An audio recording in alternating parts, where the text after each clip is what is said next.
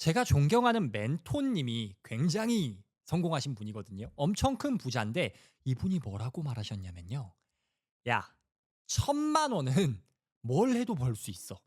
100억, 1,000억이면 뭐 아이템이 중요하고 아이디어가 중요할지 몰라도 월 1,000만 원은 누구나 벌 수 있어. 군밤 장사를 하든 청소를 하든 하수구 뚫기를 하든 뭘 하든 월 1,000은 벌 수 있어.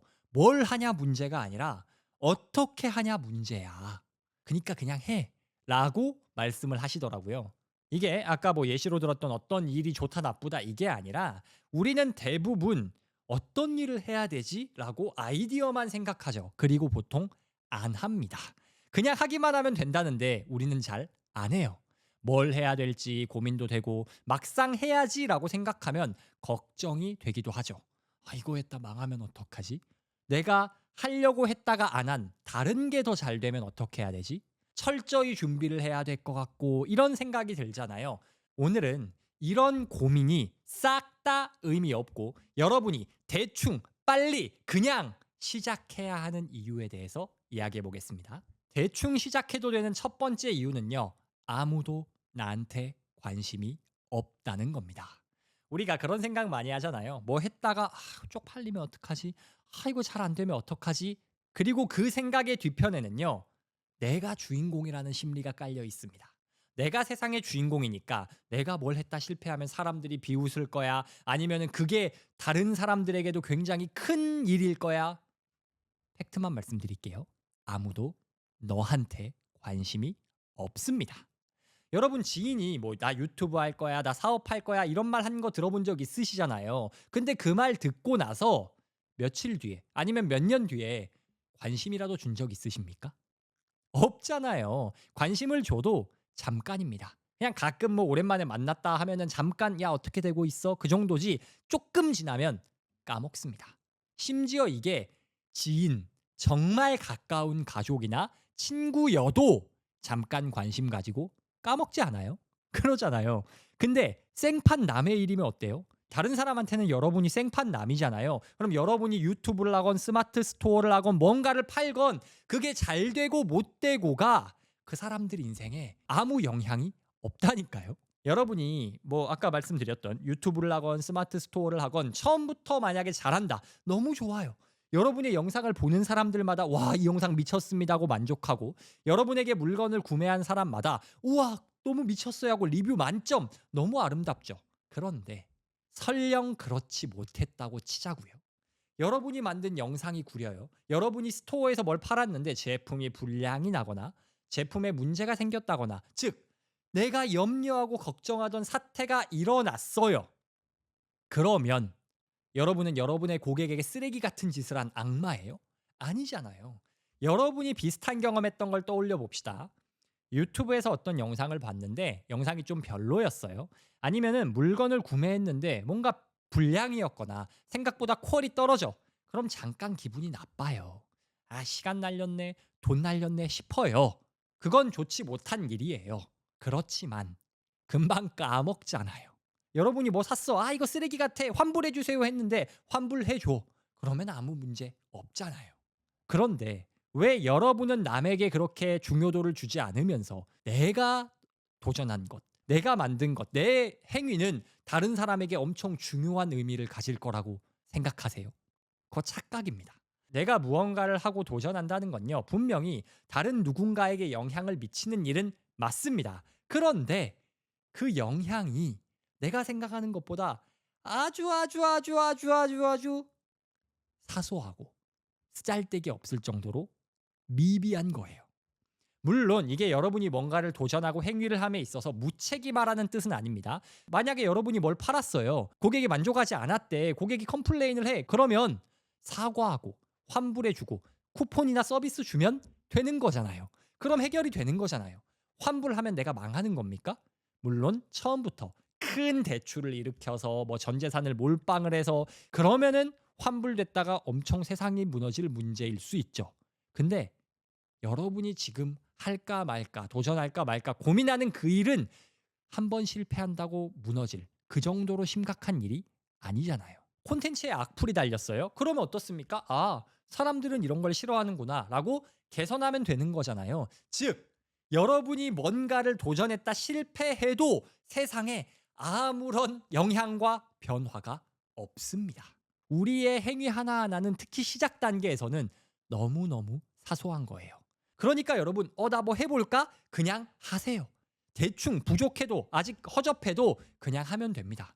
제가 만나는 사람들이 저 이거 해볼까 생각 중입니다 라고 말하는 분들 있잖아요. 그럼 그분들에게 제가 여쭤봅니다. 왜 안 하세요? 그러면 나오는 답이 생각 중이에요, 계획 중이에요, 이런 답이 나올 겁니다. 그런데 사실 그분들은 생각을 하고 있는 게 아니에요. 걱정을 하고 있을 때가 많습니다. 그러면 왜 그분들은 행동하지 않고 걱정을 하고 있을까? 심플합니다. 걱정을 하니까 걱정이 되는 거예요. 5초의 법칙이란 책에서는 이렇게 말합니다. 두렵고 반신반의하며 앉아 있을 때 머릿속에서는 두려움과 반신반의하는 마음을 키운다. 이를 조명 효과라고 한다. 스스로를 안전하게 지키기 위해 뇌에서 쓰는 많은 속임수 가운데 하나다. 기본적으로 우리의 뇌는 새로운 걸 싫어합니다. 새로운 건 불확실하니까요. 에너지를 써야 되잖아요. 그러니 뇌가 싫어합니다. 우리 뇌는 원래 그렇게 생겨 먹었어요. 이걸 극복하려면 어떻게 해야 되냐? 생각할 시간에 그냥 해야 됩니다. 책에서 이렇게도 말합니다. 변화하려면 불확실하거나 무섭거나 새로운 일을 해야 한다. 하지만 뇌는 구조상 그런 일을 하도록 내버려 두지 않는다.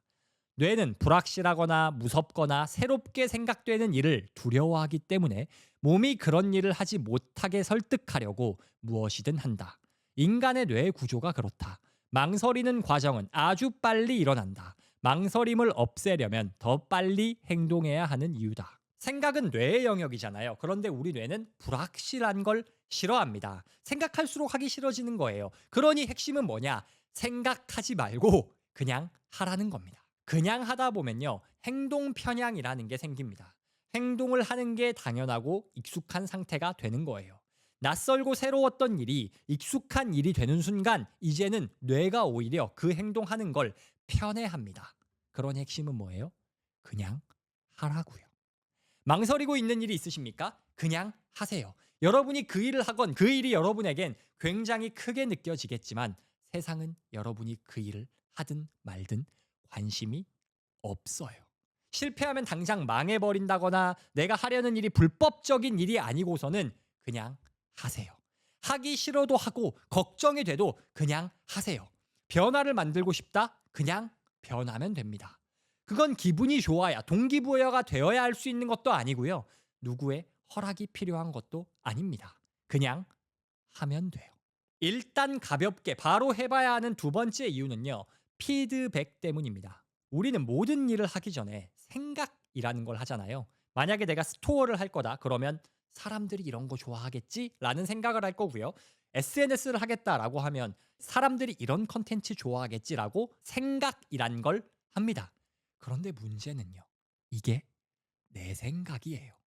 내 생각이라는 말은 뭡니까? 다른 사람들이 이걸 좋아하지 않을 수가 있어요. 근데 우리가 뭔가를 팔고 콘텐츠를 만든다는 건 결국에는 다른 사람을 만족시켜야 하는 일 아닌가요? 제가 예전에 독감 백신을 맞으려고 소아과에 갔어요. 제일 가까운 병원이 소아과였어요. 그런데 제가 백신을 맞으니까 사탕을 주시는 거예요. 물론 너무 감사한데 저는 단 걸 싫어하거든요. 물론 저는 그 소아과가 타겟하는 고객이 아니니까 주든 말든 상관이 없어요. 그런데 문제는 제가 받은 그 사탕이 그 소아과에서 나눠주던 사탕이 애들 먹는 비타민 사탕이 아니라 진짜 레알 사탕.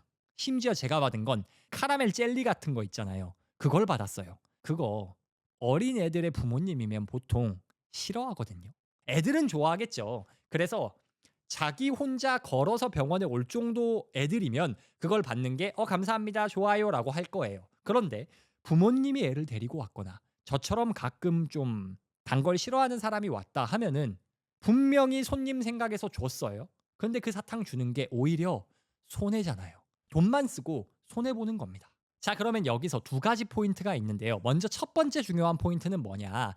내가 해봐야 좋아하는지 아닌지, 고객이 좋아하는지 아닌지를 확인할 수 있다는 겁니다.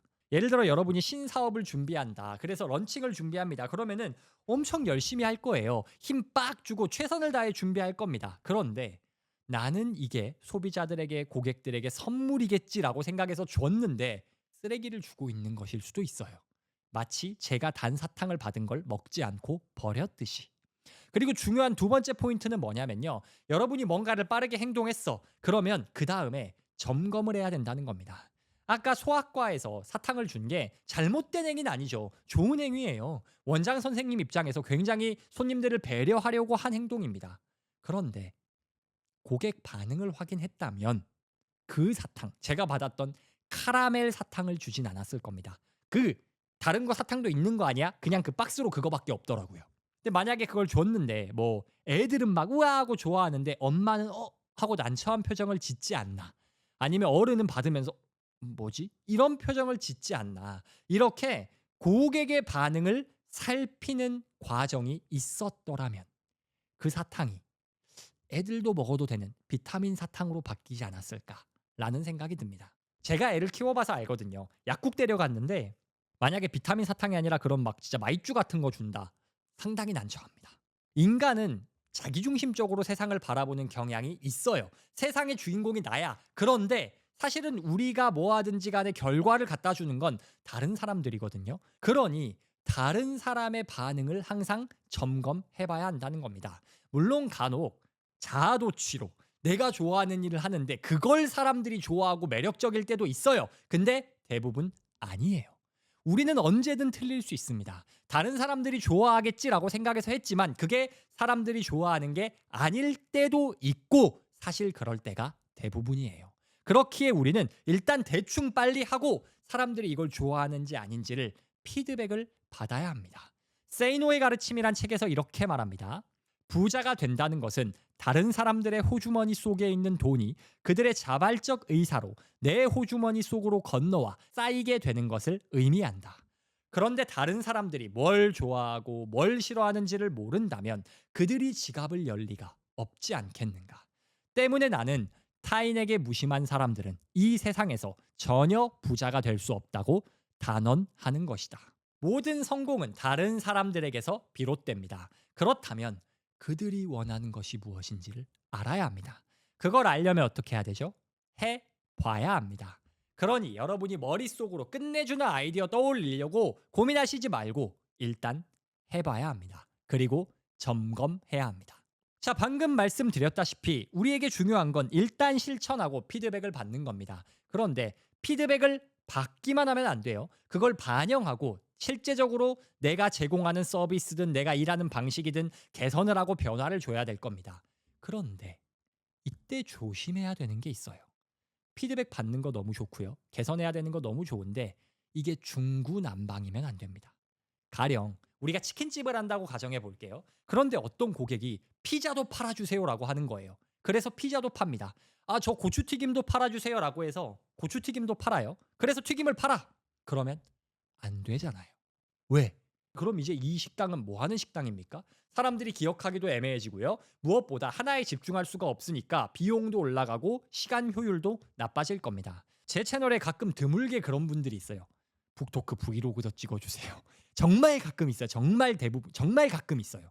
근데 지금 이 영상을 보시는 시청자님, 당신을 포함해서 제 채널 시청자 대부분은요. 제가 어떤 옷을 입고 뭘 사고 이런 거는 관심이 없으십니다. 물론 자기계발적으로 성공을 위해서 더 성장하기 위해서 어떤 습관을 갖는지 그런 건 관심이 있겠지만 가령 제가 그냥 갑자기 켜고 오늘은 제가 롯데몰 쇼핑을 가볼 거예요. 유니클로가 있네. 여기 들어가 볼까요? 이거 관심 없어요. 우리가 무슨 일을 하던 우리에게 피드백을 주시는 분들 중에는 간혹 특이한 분들이 계실 겁니다. 그런데 그 특이한 피드백을 다 수용하면 안 되겠죠. 그렇다면 우리는 피드백을 받고 개선함에 있어서 어떤 건 하고 어떤 건 하지 말아야 할지를 골라야 할 겁니다. 고르려면 기준이 있어야 해요. 피드백 반영에는 기준이 필요합니다. 제가 얼마 전에 교촌치킨 회장님이 쓰신 최고의 상술이란 책을 읽었거든요. 그런데 이 책에 너무너무 좋았던 말이 있어요. 그 문구가 뭐냐면 기준이 단순하면 사업이 편해진다. 교촌치킨의 기준이 뭐였냐라고 하면 회장님 말씀으로는 정직이었다고 합니다. 예전에 막 조류 인플루엔자 이런 것 때문에 국내산 닭을 수급하기 어려웠을 때가 있잖아요. 교촌에서는 이때 태국산 닭인가 해외에서 닭을 공수하려고 했대요. 그래서 계약까지 다 체결하고 비용도 지불하고 딱 가서 닭을 봤는데 상태가 영 별로였다는 거예요. 그래서 그때 100억어치 정도 되는 닭을 전부 폐기시켰다고 합니다. 즉 맛있는 재료, 좋은 재료를 사용하고 고객에게 맛있는 치킨을 제공하겠다라는 정직이란 가치를 지키겠다고 결정을 하신 거죠. 그리고 이 정직이란 건 교촌 치킨의 프랜차이즈를 운영하시는 가맹점 점주님들에게도 해당이 됩니다. 그래서 교촌의 이름을 사용하는 한 절대 망하지 않겠다. 그들과의 약속, 정직한 약속을 지키겠다라는 기준을 세우셨다고 해요. 그래서 우리가 교촌 치킨을 욕할 때가 있죠. 보통 뭘로 욕하죠? 비싸다. 교촌 너무 비싸. 근데 교촌을 비싸다곤 까도 맛으로는 잘 못 갑니다. 그리고 프랜차이즈 사업을 하다 보면 뭐 당연히 불만이 나오겠지만 교촌 치킨이 폐업률이 0%대래요. 이거 교촌 광고 아닙니다. 그 책 광고도 아니에요. 그렇지만 어쨌든 결과적으로 대단한 성취를 해낸 건 맞다 이거죠. 그런데 이게 가능했던 이유가 뭡니까? 무언가 피드백이 들어오고 그걸 개선할 때, 반영할 때 기준이 있었다는 거죠. 정직이라는 기준이 있었다는 거예요. 만약 여러분이 교육을 한다, 강의를 한다, 그러면 어떤 고객 피드백을 수용하거나 직원들의 피드백을 반영할 때 이게 학생들의 학습에 도움이 되냐? 물건을 판다. 그러면 고객 만족도를 높이는데 도움이 되느냐? 콘텐츠를 만든다. 시청자가 이 콘텐츠를 좋아하냐? 등으로 명확한 기준을 가지고 개선을 해야지 그게 아니면 중구난방이 된다는 겁니다. 꼭 뭘 생산하거나 파는 게 아니어도요. 우리 일상에도 적용할 수 있습니다. 내가 집중하는 삶, 뭔가에 온전히 몰입하고 싶다면 어떤 습관이나 어떤 행동을 할 때 이게 집중력 향상에 도움이 되는가? 생산성을 높이고 싶다 그러면 새로운 습관에 대해 공부하고 받아들일 때 이게 정말로 내 생산성을 높여줄 것이냐? 도움이 된다면 하고 도움이 안 될 것 같다면 하지 말아야 한다. 이렇게 기준이 바로 서 있어야 된다는 겁니다. 여러분이 고민하는 게 무엇이건요. 일단 하세요. 그리고 피드백을 받고 개선하셔야 합니다. 그리고 이 개선할 때는요. 아무거나 다 개선하고 바꾼다고 잘 되는 게 아니고 명확한 기준이 있어야 한다는 겁니다. 내게 가장 중요한 것은 무엇인지 그것을 기준 삼아 기준에 기초한 개선을 해야 합니다. 이 개선할 때도요. 어떻게 하면 잘 되지 너무 고민하지 말고 일단 해야 됩니다. 실천하고 개선하고 그리고 또 실천하는 것. 이게 바로 세상에 수많은 성공한 사람들이 있고 그들이 말하는 수많은 성공 법칙이 있다지만 사실 이게 답니다. 오늘은 일단 가볍게 무작정 해봐야 하는 이유에 대해서 이야기했습니다. 첫 번째, 내가 뭘 하는 게 그렇게 세상에 중요한 영향을 미치지 않는다. 나는 그렇게 중요한 사람이 아니고 사람들은 나에게 관심이 없다. 그러니까 실패하면 어떡하지? 쪽팔리면 어떡하지? 안 쪽팔리니까 그냥 해라. 해봐야 익숙해지고 그래야 우리 뇌가 습관적으로 그 일을 반복하기 쉬워진다. 두 번째, 피드백을 받아라. 내가 머릿속으로 생각만 하고 소설 써서는 절대로 사람들이 좋아하는 게 뭔지 알 수 없다. 세상에서 사람들이 좋아하는 게 무엇인지 알고 성과를 내려면 일단 가볍게 행동하고 피드백을 받아야 한다. 세 번째, 피드백을 받았으면 개선을 해야 하는데 개선을 하고 반영하는 걸 모두 다 하는 게 아니라 명확한 기준을 가지고 그 기준에 맞는 것은 반영하고 아닌 것은 과감히 거절할 수 있어야 한다. 핵심은 이겁니다. 하세요. 실천해야 합니다. 그리고 그 실천을 위한 최고의 순간은 지금입니다. 내일 하려고 하면 5분 뒤에 10분 뒤에 하려고 하면 또 안 할 겁니다. 지금 여러분이 생각하고 있는 게 무엇이건 시작하시기 바랍니다.